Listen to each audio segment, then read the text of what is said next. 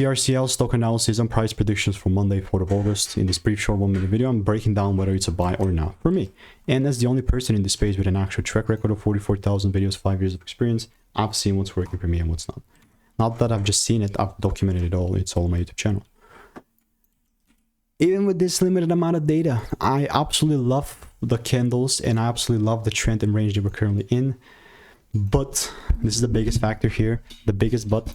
If I don't see full candle close above $192, there's just no way that I'm looking to take this anything longer, right? Anything higher. Just the most recent prediction, I was looking for longs and I got stopped out at break even, which turned out to be like a very solid one. I was very hype about this, you know. I was like, okay, we're squeezing it. It just came down. It's part of trading, you know. Welcome to trading. But still, if rules are not met, I don't care. And if you want to stay tuned and get my free stock picks and emails and sauce for free daily, click the first link in the description and I'll see you in the next one. Goodbye, it's free.